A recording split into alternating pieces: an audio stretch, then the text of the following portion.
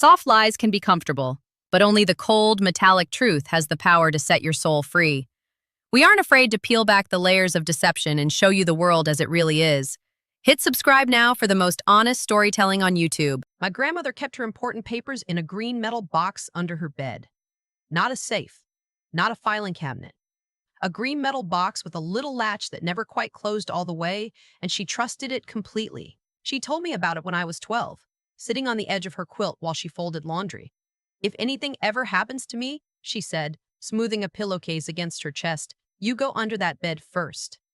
I didn't think about it again for 15 years. The summer I turned 31, my stepfather sold my mother's house without telling me. I found out the way you find out about a lot of things you weren't supposed to know.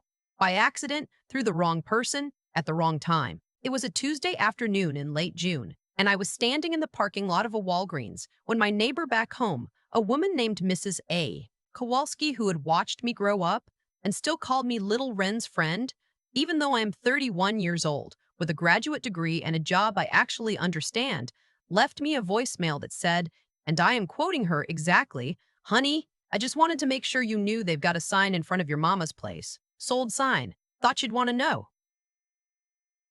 Okay, well, call me sometime. I stood in that parking lot for a long time. My name is Aubrey. I am a paralegal specializing in estate law, which means I spend my days reading wills, trusts, deeds, and property documents for a living. I know what words like right of first refusal mean. I know what a survivorship clause is.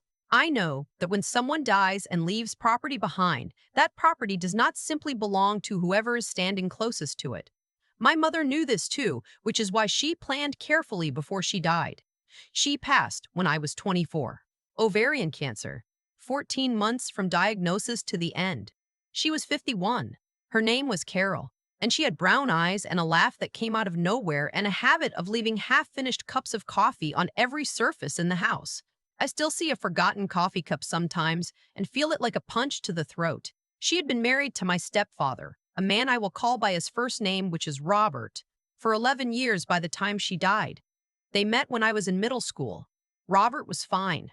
That is the most honest thing I can say about him. He was not cruel. He was not warm. He was adequate in the way that beige walls are adequate. He provided. He showed up. He did not particularly love me, and I did not particularly love me, and I did not particularly love him, and we both understood this and operated accordingly. What I did not know until after my mother died was that Robert had a daughter from his first marriage. Her name is Cassidy, and she is 2 years younger than me, and I had met her exactly 4 times before my mother's funeral, at which point she showed up with Robert and stood next to him and cried in a way that I remember thinking, even in the fog of grief, was quite convincing. My mother's will was straightforward. She left her personal belongings to me.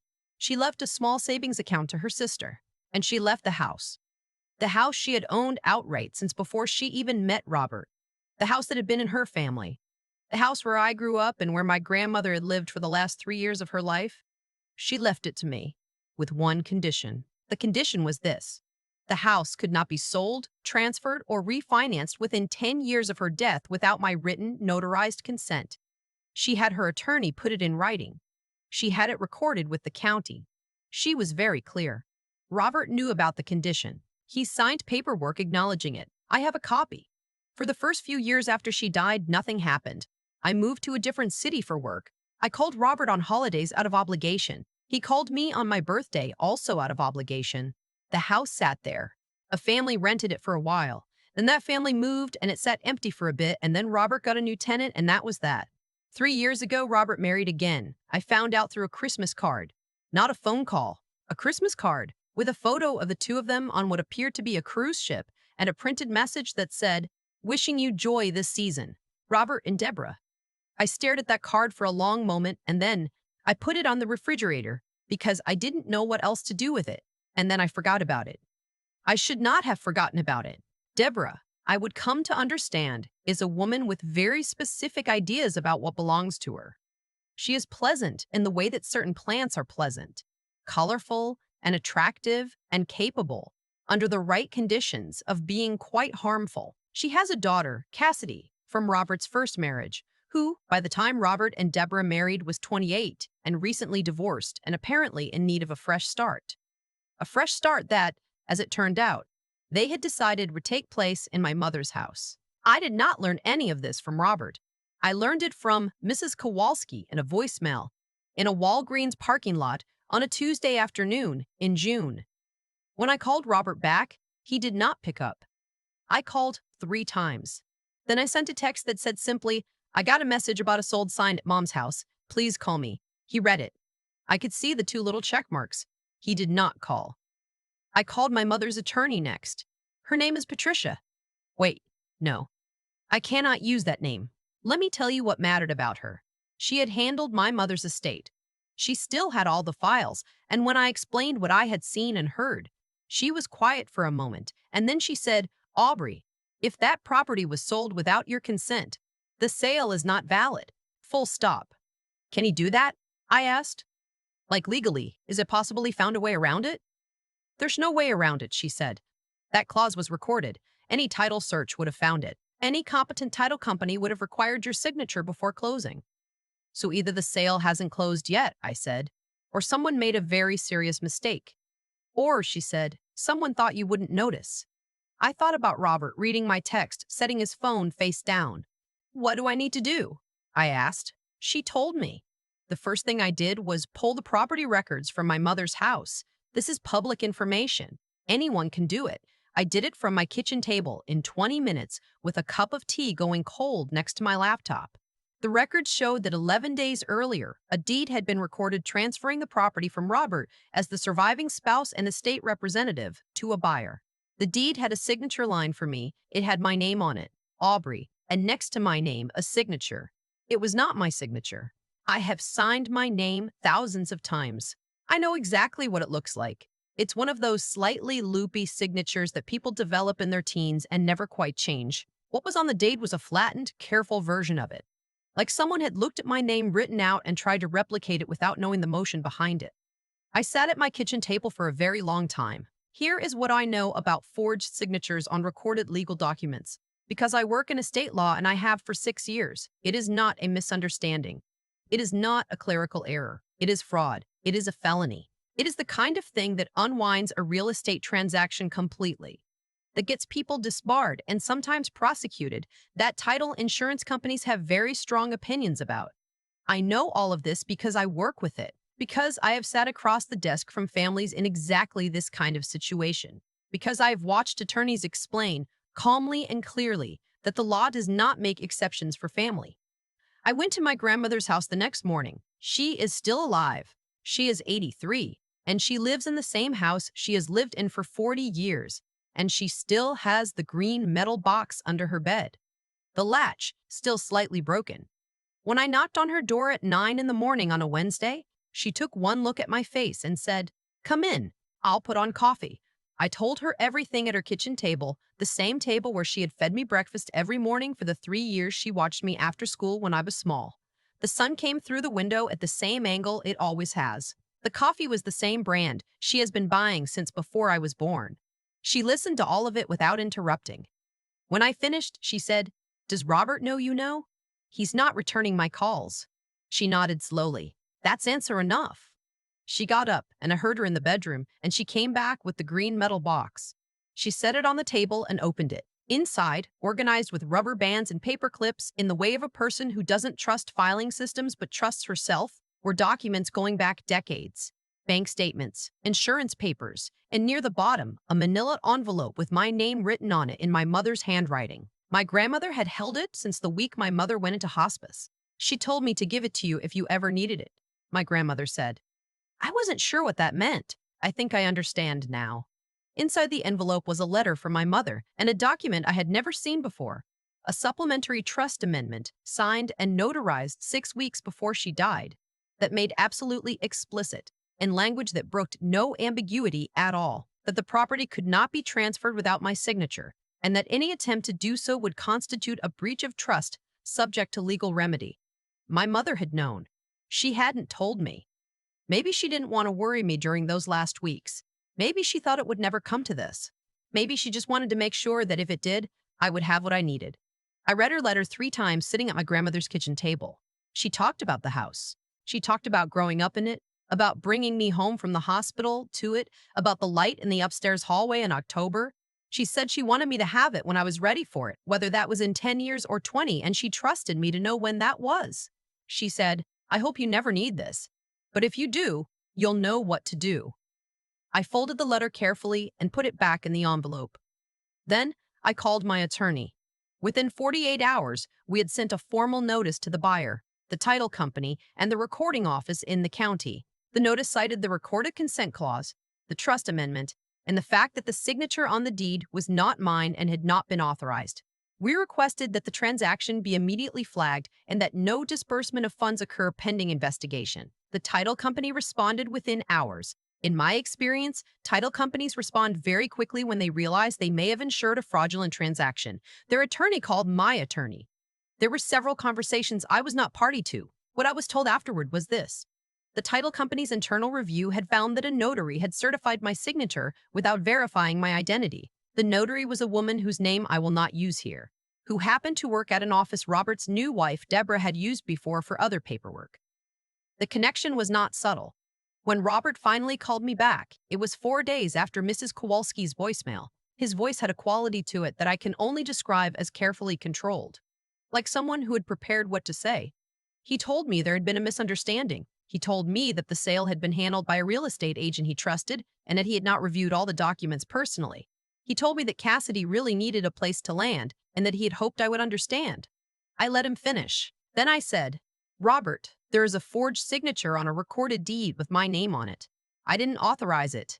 My attorney has already contacted the title company and the county recorder. This is not a misunderstanding. He was quiet for a moment. I'm sure we can figure this out between us, he said. Families should. I'm not going to be handling this between us, I said. My attorney will be in contact. I hung up. The sale did not close. The title company declined to release the funds. The transaction was voided by the county recorder's office after the title company submitted documentation confirming the consent clause and disputing the signature. The buyer, who had acted in good faith and who I actually felt sorry for, got their earnest money back and had to start their house search over. The notary lost her commission pending investigation. Robert called 3 more times. Deborah called twice.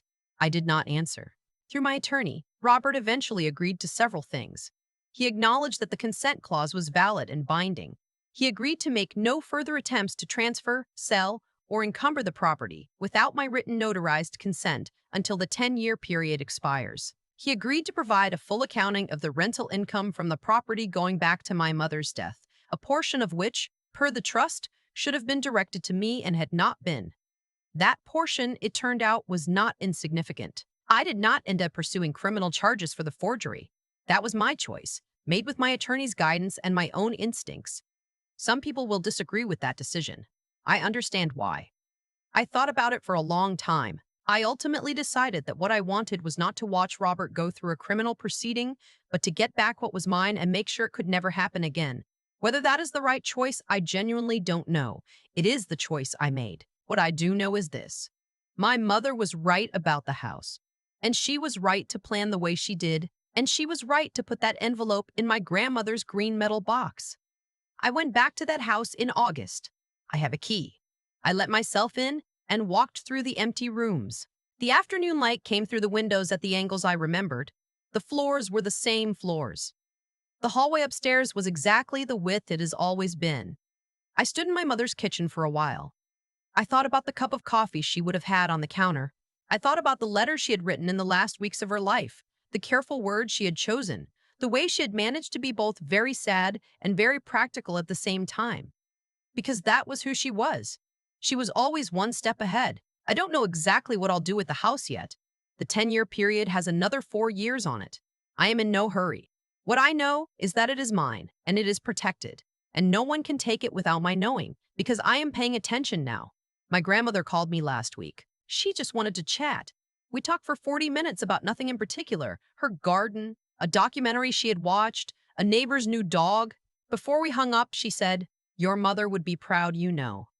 I said, "I hope so." "She would," my grandmother said simply, in the tone of someone stating a fact. "I'm still keeping the letter. It's in a fireproof box now, not under anyone's bed. But I think about what she wrote often, that she hoped I would never need it, but that if I did, I would know what to do. She knew me better than I knew myself. I knew what to do. I think about Robert a lot, actually. Not with anger anymore. That part faded faster than I expected. What I think about is the specific kind of calculation it takes to look at someone, decide they won't notice, and proceed accordingly. That is its own kind of answer. Not about him, about what he believed about me. He had watched me for years, through my mother's illness, through my grief, through the quiet way I showed up for things and then went back to my own life without making demands. He had read me as passive, as someone who would rather avoid conflict than create it, as someone who, when faced with a document with her name on it, would assume she had simply forgotten signing it, or would feel too guilty to challenge a man in mourning, or would tell herself it wasn't worth it. He was wrong, but I understand why he made that bet. What I keep coming back to is this: the choices people make about you are based on who they have observed you to be. Robert had never seen me exercise the knowledge I had spent 6 years building. He knew I worked in estate law the way you know a neighbor works in finance, vaguely, without real understanding of what that means in practice. He had never needed to take me seriously because I had never, in his presence, required it. That is not a criticism of myself. I was processing grief. I was building a career. I was doing what most people in their late 20s do, which is figuring out who they are without burning every bridge on the way. But it does mean that when the moment came, the gap between who Robert thought I was and who I actually was turned out to be the thing that protected me. My mother built that gap on purpose, I think.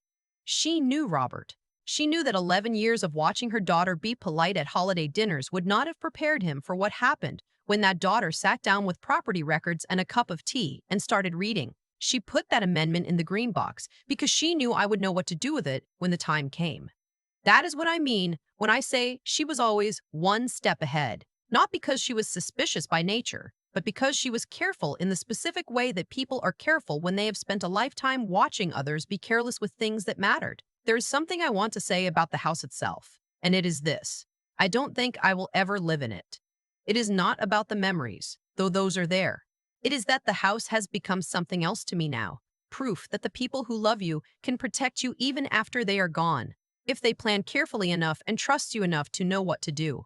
My grandmother is 83. The latch on her green box is still broken. Every time I visit her, I think about the fact that my mother's letter sat in there for 7 years, waiting for a morning that I hope Carol never thought would actually come. I am glad the box was under that bed. I am glad my grandmother kept it. I am glad that when I needed to know what to do, I already knew. That is the only thing I would tell anyone who was in the middle of something like this. You probably already know more than you think. The knowledge you've built, the instincts you've developed, the careful attention you've paid to things that seemed small. None of that is wasted. It is accumulating. It is waiting. When the moment comes, trust what you know.